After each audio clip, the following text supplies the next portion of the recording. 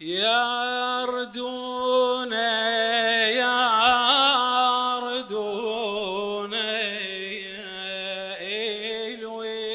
الولد يردون. نعم. يردون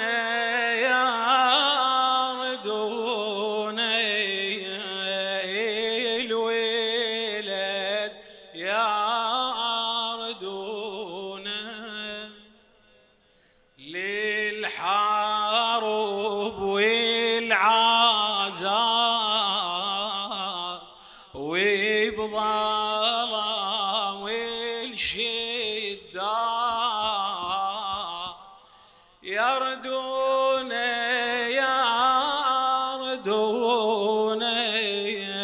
الشمعة وعيلقوا شمعة وعيلقونا شان الحمايل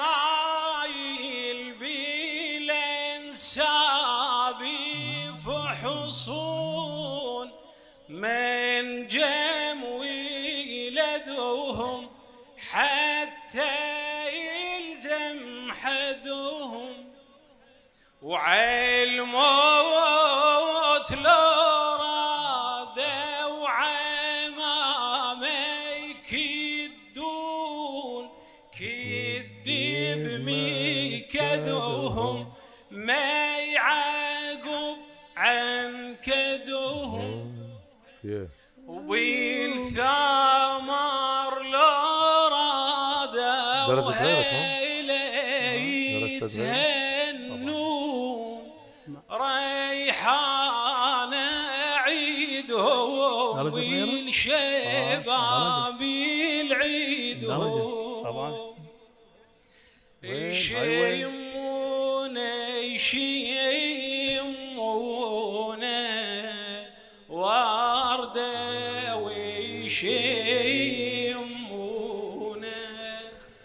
بالورد مثلنا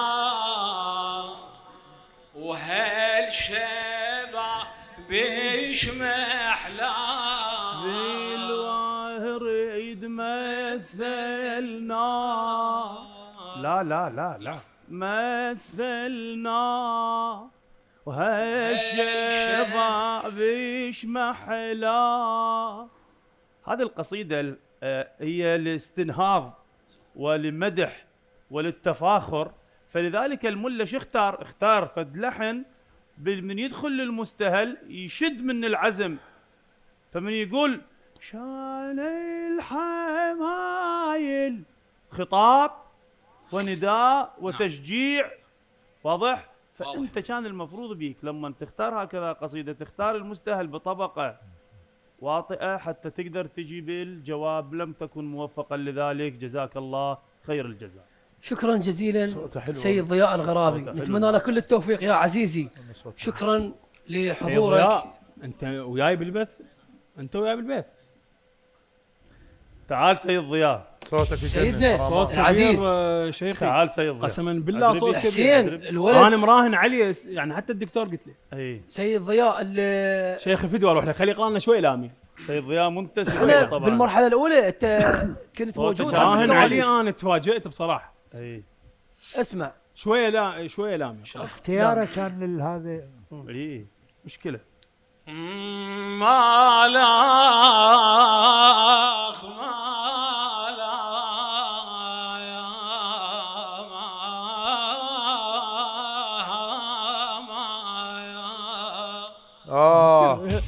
صوت كبير. نعم. جيت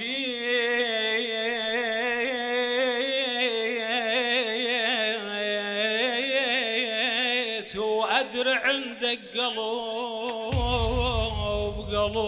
واويلا ما سيدنا يا حسين واويلا مالاخ في القلب ها سيد مالاخ حنين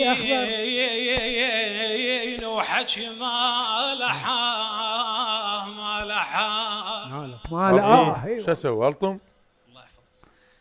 طبعا يعني صدق كذي سيد ضياء اعزائنا